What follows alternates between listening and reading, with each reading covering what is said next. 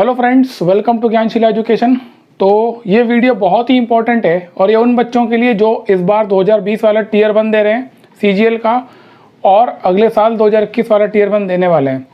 ठीक है, क्योंकि कुछ चीज़ें मैं आपके कमेंट्स पढ़ रहा हूँ, कई सारी बातें मैं देखता हूँ और एक चीज़ मैं अच्छी तरह समझ पाया हूँ कि आप लोग इस एग्ज़ाम को जानकर भी समझ नहीं पाए हो।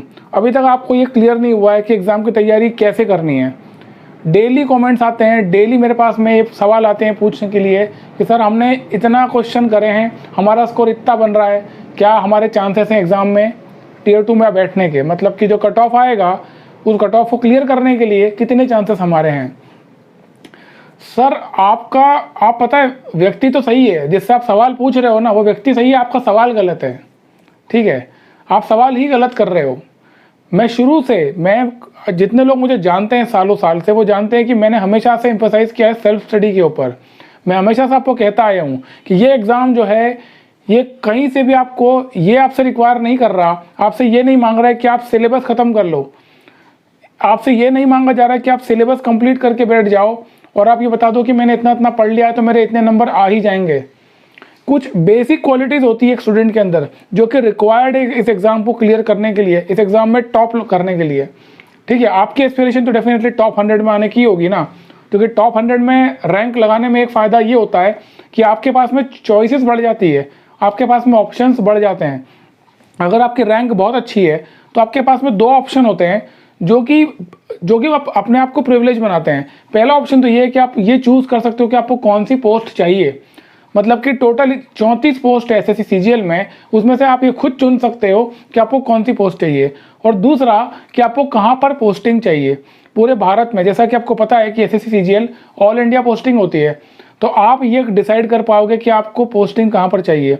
तो प्लेस ऑफ पोस्टिंग और फेवरेट पोस्ट, ये दोनों डिसीजन आप तभी ले पाओगे जब आपकी रैंक अंडर 100 होगी। और अंडर 100 रैंक लाने के लिए आपको सिलेबस कंप्लीट करना जरूरी नहीं है। ठीक है, कुछ बेसिक रिक्वायरमेंट्स आपके अंदर होना चाहिए, वो आपको फुलफिल करना होती है और इसके लिए आपको किसी सपोर्ट सिस्टम की जरूरत नहीं है। आपको केवल और केवल सेल्फ स्टडी की कुछ टेक्निक्स होती है, उनको अप्लाई करना है अपनी प्रिपरेशन में। जैसे ही आप ये सीखना सीख जाओगे, जैसे ही आप कुछ टेक्निक्स को यूज़ करोगे, ऑटोमेटिकली आपके अंदर इंप्रूवमेंट आना शुरू हो जाएगा। ठीक है, लेकिन करते नहीं, प्रॉब्लम ये यार, मतलब मैं बड़ा हैरान होता हूँ। ऐसी कोई सी बात नहीं है जो मैंने यूट्यूब पे आपको बता नहीं रखी है। लोग तो आपका समय इतना ख़राब करते हैं, बेफालतू की चीज़ें करते हैं। डेली आपसे डेटा लिया जा रहा है, कोई आपका वीडियो के एनालिसिस कर रहे हैं, क्वेश्चंस के एनालिसिस कर रहे हैं और बता रहे हैं कि इतना स्कोर आपका आ जाएगा, है ना। आपका ध्यान पूरा वहीं लगा हुआ है, लेकिन आपने जिन चीज़ों पर काम करना चाहिए था उस पर काम नहीं किया है। अगर आप समय रहते उन चीज़ों पे काम करते तो आपको ये सब नहीं करना पड़ता आज जो आप कर रहे हो, कि आप सबसे पूछ रहे हो कि मेरे नंबर कितने आ जाएंगे, मेरे इतने अटेम्प्ट किए हैं, मेरे इतने सही हो रहे हैं, इतने गलत हो रहे हैं, तो बताओ मेरे नंबर कितने आएंगे और इसके आधार पर ये बता दो कि हमारा सिलेक्शन होगा कि नहीं होगा। मतलब आप ये हो रहा है कि भविष्य आपका, एग्ज़ाम आपकी, पढ़ाई आप कर रहे हो लेकिन पूछ के सामने वाले से रहे हो कि मेरा सिलेक्शन होगा कि नहीं होगा। तो क्या आप ये भी तय नहीं कर पा रहे हो अपनी एफर्ट्स के बेसिस पे कि आपका सिलेक्शन होगा कि नहीं होगा। और स्पेशली वो बच्चे जो आप जो टीयर 2 में आप जाओगे, क्योंकि बहुत सारे बच्चे तो बाउंड्री पे निकालेंगे भाई, कट ऑफ पे निकालते हैं ना बहुत सारे बच्चे। टीयर 2 के लिए जाने वाले वो सारे स्टूडेंट्स और जो 2021 वाले एग्जाम की तैयारी करने वाले वो स्टूडेंट्स, उनसे कुछ जरूरी बात करना बहुत ज़रूरी है। ये चीज़ें बेसिक चीज़ें होती है जो आपको काम करना ही पड़ेगा एग्जाम में। मैं एक एग्जाम्पल लेके बता देता हूँ। जब आप एक क्वांट का अपन ले लेते हैं एग्जाम, मान लो क्वांट आप पढ़ रहे हो और क्वांट में कम से कम 30 से लेकर के 32 टॉपिक्स हैं। तो कई स्टूडेंट ये बोलते हैं कि हमारा सिलेबस कंप्लीट हो गया, अब क्या करें। तो सिलेबस कंप्लीट हो गया इसका मतलब ये कि आपके फुल मार्क्स आना चाहिए, लेकिन एग्जाम जब हो रही है तो आपके अटेम्प्ट 14, 15, 16 पे रुक जा रहे हैं। दैट मीन्स व्हाट, आपने तैयारी ढंग से की नहीं है। तो मैं आपको कई बार बता चुका हूँ यार, ये चीज़ ध्यान रखना। अब जैसे 2021 की तैयारी जो कर रहे हैं वो भी ध्यान रखना, आपको कैसे पढ़ना है, तरीका क्या है। मान लो आप क्वांट की तैयारी कर रहे हो, क्वांट आपको क्या करना है, आप कॉलम बनाओ 5। ये पहला कॉलम है, first column, second column, third column, fourth column, fifth column. 5 column आप बनाओगे, एक चार्ट आप प्रिपेयर करोगे जिसको अपने जहाँ भी आप पढ़ाई करते हो उसमें सामने चिपका दो। क्या करना है इसमें, मतलब ये जो मैं आपको बता रहा हूँ ये क्वांट के लिए बता रहा हूँ, इस चीज़ को अप्लाई आप हर सब्जेक्ट पे करना। जैसे अभी टीयर 2 के लिए अगर पढ़ोगे तो इंग्लिश पे इसको अप्लाई करना, और इसके अलावा अगर आप जेएसओ की पोस्ट के लिए पढ़ रहे हो तो स्टैट्स पे अप्लाई करना, और एओ के लिए पढ़ रहे हो तो फाइनेंस और अकाउंट्स वाले पेपर पे, इकोनॉमिक्स वाले पेपर पे आप अप्लाई करना। ठीक है, तो पहले कॉलम में क्या करोगे, टॉपिक का नाम लिख दो। ठीक है, सारे टॉपिक्स का नाम आ जाएगा, जैसे profit and loss, time and work हो गया, mixture and allegation, simple interest, compound interest, trigonometry, geometry, mensuration, वो सारे नाम यहाँ पर आ जाएंगे। उसके बाद अब आपको ये इंश्योर करना है, मैं प्रिपरेशन का जर्नी आपको बता रहा हूँ कैसे करना है। अब आपको इसके बाद क्या करना है, यहाँ पर आप डालोगे कि आपने किन टॉपिक्स का आपने पूरा कंप्लीट कर लिया है। कंप्लीट करने का मतलब क्या, फॉर एग्जांपल हम ज्योमेट्री की बात करें तो ज्योमेट्री में लाइंस, एंगल्स, ट्रायंगल्स, सर्कल्स, ठीक है, उसमें प्रिज्म, पिरामिड से कभी कभी क्वेश्चंस आते हैं। ठीक है, और कोऑर्डिनेट ज्योमेट्री, क्या आपने हर एक कॉन्सेप्ट को कवर कर लिया, क्या आपने हर एक कॉन्सेप्ट जो कि आपको लगता है कि एग्जाम में आता है और जिसका स्टडी मटेरियल आपके पास में है, आपने पूरा कंप्लीट कर लिया है। अगर हाँ में जवाब आता है तो यहाँ पर सिलेबस लिखो ऊपर या कॉन्सेप्ट्स लिखो। ठीक है, और यहाँ पर टिक मार दो। ठीक है, किसके आगे, यहाँ पे लिखा ज्योमेट्री और उस पर टिक मार दिया। आपने ये इंश्योर कर लिया कि इस टॉपिक का मैंने सारे कॉन्सेप्ट कवर कर लिए, सब कुछ पढ़ लिया और मैंने उसके सिलेबस कंप्लीट कर लिया अपने एंड पे। लेकिन क्या ये पर्याप्त है? नहीं, अब आगे कहानी बढ़ती है। उसके बाद आता है सेकंड कॉलम। जब आपने सारे कॉन्सेप्ट कर लिए, एक एक बार आपने पढ़ लिया और आपने समझ लिया कि कौन सा कॉन्सेप्ट क्या होता है और क्या काम करता है, फिर आपको क्वेश्चन सॉल्व करना होते हैं टाइप वाइज। ये बहुत इंपॉर्टेंट होते हैं। और टाइप वाइज क्वेश्चन मतलब टाइप वाइज क्वेश्चन ही। जैसे ज्योमेट्री में अगर आप बात करें तो ओवरऑल मिला जुला करके लगभग 20 से 25 अगर आपके कॉन्सेप्ट बन रहे हैं तो 25 कॉन्सेप्ट्स के आपको हर एक कॉन्सेप्ट के लगभग 100 सवाल करना चाहिए पर कॉन्सेप्ट। तो टोटल ज्योमेट्री में आपके 250 क्वेश्चन होना ही चाहिए किसी भी कीमत पे। 250 क्वेश्चन आपको सॉल्व करना है हर सभी कॉन्सेप्ट्स के। उसका फायदा क्या होगा कि ये जो कॉन्सेप्ट आपने समझा वो आपके लिए फेमिलियर हो जाएगा। आपका जो ब्रेन है ना उसको एब्जॉर्ब कर चुका है अब, और उसके बाद में अब इससे संबंधित कोई भी सवाल एग्जाम में आता है तो आपको नया नहीं लगेगा। ठीक है, तो ये हो गया आपका कॉन्सेप्ट। जब आपने 200, 250, 300 सवाल आपने अपने अकॉर्डिंग सॉल्व कर लिए तो आप इस वाले कॉलम में भी टिक लगा देना। ठीक है, ये हो गया। अब यहाँ पर भी कहानी खत्म नहीं होती है। अब आपका थर्ड कॉलम है। थर्ड कॉलम में क्या है, जब आपने कॉन्सेप्ट समझ लिया, कॉन्सेप्ट समझ आया, उसके बाद में आपने हर एक कॉन्सेप्ट को अच्छी तरह से प्रैक्टिस कर लिया, अब बारी आती है असली खेल की, जहां से खेल शुरू होता है। क्या है वो? एक्यूरेसी। क्योंकि सवाल सॉल्व करना इंपॉर्टेंट थोड़ी है, एग्जाम में सवाल सॉल्व करने के नंबर नहीं मिल रहे हैं, सवाल को एक्यूरेटली सॉल्व करने के नंबर मिल रहे हैं। तो आपको क्या करना है, अब आपको ये चेक करना है कि हर 10 सवालों में से हर एक उस 10 सवाल में आपका एक्यूरेसी परसेंटेज कितना है, मतलब कि आप कितने सवाल सॉल्व कर रहे हो। तो जब आप 200-250 क्वेश्चन सॉल्व कर चुके हो, उसके बाद में इस पर्टिकुलर टॉपिक की इस टॉपिक पे आपकी कमांड कितनी बनी है, इसको चेक करने का तरीका क्या है कि आप 10-10 क्वेश्चन के स्लॉट बनाओगे। जैसे कि आपने ज्योमेट्री उठा रहे हो, ट्रिग्नोमेट्री उठा रहे हो, तो आप क्या करो, जहां से भी आप पढ़ रहे हो उसके 10 क्वेश्चन निकालो, रैंडम 10 क्वेश्चन निकाले और 10 क्वेश्चन में देखो कि आप कितने सही कर पा रहे हो, सही कितने कर पा रहे हो, है ना। गलतियां भी हो सकती है और गलतियां कई प्रकार की हो सकती है। क्वेश्चंस को पढ़ने में गलती हो सकती है, आपकी कैलकुलेशन मिस्टेक हो सकती है, कुछ भी हो सकता है। तो पहले उसको चेक करो। ठीक है, तो मान लो कि आपने 9 क्वेश्चन सही किए, गलत किया, तो 90% आपका एक्यूरेसी लेवल हो गया। हमारा पर्पस क्या है, हमारा पर्पस ये है कि इसको यहाँ पर 100% होना चाहिए। ये 100% होना ही चाहिए, क्योंकि आपने अगर कोई कॉन्सेप्ट समझ लिया और समझ करके आपने उसके टाइप वाइज क्वेश्चन लगा लिए, तो ऐसा बिल्कुल नहीं होना चाहिए कि आपकी समझी हुई चीज़ आपसे सॉल्व ना हो एक्यूरेटली। सही सॉल्व होना बहुत ज़रूरी है। तो जब आप ऐसा करने में कामयाब हो जाते हो, मतलब 10-10 क्वेश्चन के 10 स्लॉट लगा लो, दैट मीन्स 100 क्वेश्चन, 100 सवाल अगर आपने ऐसा कर लिए और 100 के 100 आपने सही सॉल्व कर लिए, तो फिर आप यहाँ पर टिक लगा दो, एक्यूरेसी वाला कॉलम भी भर गया। अब सबसे इंपॉर्टेंट चीज़ आती है कि एग्जाम में क्वेश्चन सही तो सॉल्व करना है, लेकिन इसका मतलब ये नहीं है कि पूरा दिन लेके सॉल्व करना है। आपको एक सीमित समय दिया जाएगा। अगर आप टियर 2 की बात करोगे, 100 सवाल 2 घंटे के अंदर करना है, 120 मिनट्स। दैट मीन्स व्हाट, यहाँ पर स्पीड भी मैटर करती है। तो स्पीड के कॉलम में आप क्या करोगे, स्पीड में जब आपने एक्यूरेसी को इंश्योर कर लिया, अब आपको क्या करना है, अब तो कोई भी क्वेश्चन आप पे गलत सॉल्व होना ही नहीं चाहिए, बिकॉज आपने इन तीनों पे काम कर लिया है। अब आपको स्पीड में काम करना है। तो आप क्या करोगे, फिर से 10-10 क्वेश्चन के स्लॉट बनाओगे और हर 10 क्वेश्चन को सॉल्व करने के लिए इस बार आप क्या करोगे, स्टॉप वॉच का यूज करोगे। ठीक है, ये सब सेल्फ स्टडी की टेक्निक्स हैं जो उपयोग करना है आपको, ये कोई बताने वाला नहीं है और ना ही कोई सिलेबस में लिखा हुआ है। लेकिन मैं आपको बता दूं सर, चैलेंज देके बोल रहा हूं, अगर ये चीज़ें आप नहीं करोगे ना तो आप एग्जाम क्लियर ही नहीं कर सकते। हर वो व्यक्ति जिसने एग्जाम क्लियर की होगी, चाहे वो टॉप में आया हो चाहे आखिरी में आया हो, इस प्रकार की छोटी छोटी टेक्निक्स यूज करी होगी अपने आप को मजबूत बनाने के लिए। केवल सिलेबस खत्म करने से एग्जाम नहीं निकलती है, ठीक है। तो स्टॉप वॉच लगाना बहुत जरूरी है। जब आप स्पीड अपनी इंश्योर करोगे तो आप 10 सवाल कितनी देर में कर रहे हो, तो आपको क्या करना है, 10 मिनट का आप टाइमर लगा दो या फिर आप देख लो कि हर 10 क्वेश्चन को आप कितनी देर में कर रहे हो। और आपका जो लेवल होना चाहिए वो ऑन एन एवरेज 10 मिनट 10/10 होना चाहिए, मतलब कि 10 मिनट में 10 सवाल आपके होना चाहिए इनिशियली, ठीक है। जब आप ये करने में कामयाब हो जाते हो, 100 क्वेश्चन लगा के देख लो, मतलब कि 10 क्वेश्चन 10 बार आप लगा के देख लो, ये हो गए 100 सवाल। और 100 सवाल के एक्यूरेसी लेवल चेक करो, सॉरी स्पीड चेक कर लो। अगर आप कर पा रहे हो 10 मिनट में तो आप यहाँ पर टिक कर दो। जब आप किसी टॉपिक पे ये 4 टिक लगाने में कामयाब हो जाते हो, दुनिया की कोई ताकत आपके इसके नंबर नहीं छीन सकती है। इसके 3 सवाल एग्जाम में आएंगे, आप एक्यूरेटली सॉल्व करोगे, स्पीड में सॉल्व करोगे और आप कॉन्फिडेंटली सॉल्व करोगे।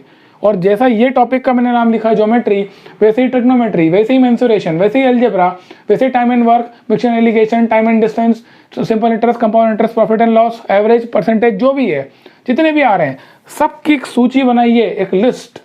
और लिस्ट को बना करके ये 4 कॉलम बना के चिपका दो दीवार पे, ठीक है। और पूरी लिस्ट भर जाना चाहिए टिक्स से, हर एक टॉपिक के सामने सारे टिक्स होना चाहिए।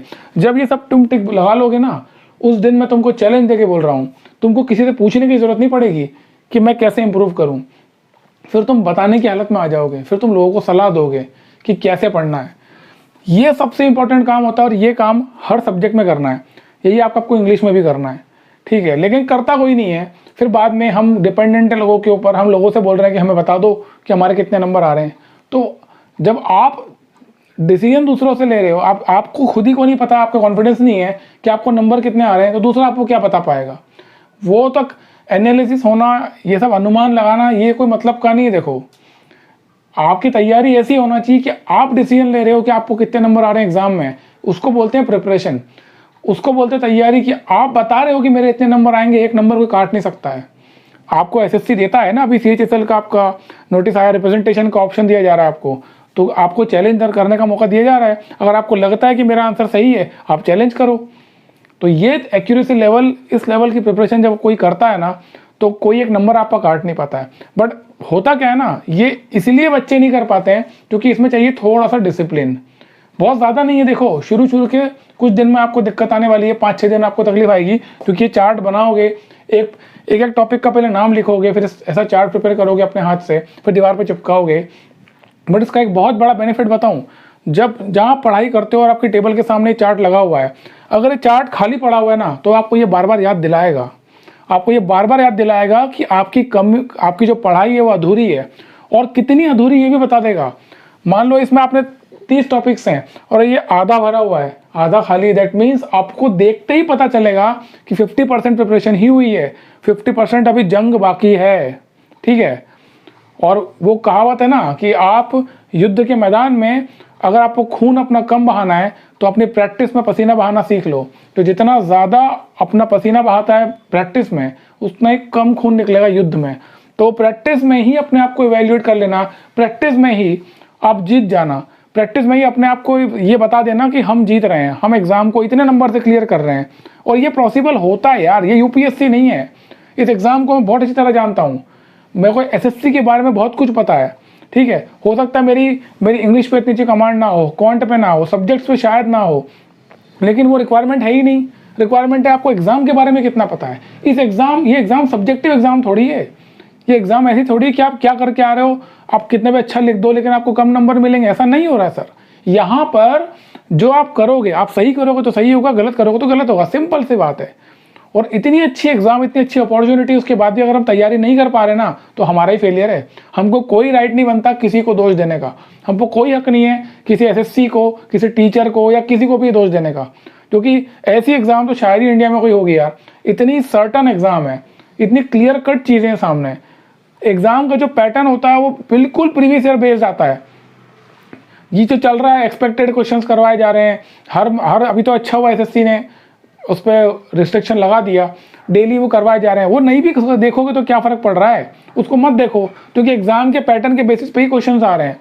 सालों साल से जो एग्ज़ाम का पैटर्न चला आ रहा है, तो आपको करना क्या है? आपको कुछ नहीं करना, आपको पुराने क्वेश्चन पेपर निकालना है और देखना है कि सवाल ऐसे पूछे जा रहे हैं, बस उसके बेसिस पे अपने आप को तैयार करते चले जाना है। हाँ, सब्जेक्ट की प्रॉब्लम आती है, कुछ समझ में नहीं आ रहा है, तो आप सपोर्ट ले सकते हो, तो उसके लिए यूट्यूब है, free of cost her cheese available है। आपको क्वांट में या मैथ्स में या अर्थमेटिक में कोई टॉपिक समझ में नहीं आता है, गूगल करो, यूट्यूब पे जाके सर्च कर लो, तो आपको हर चीज़ मिल जाएगी ना यार।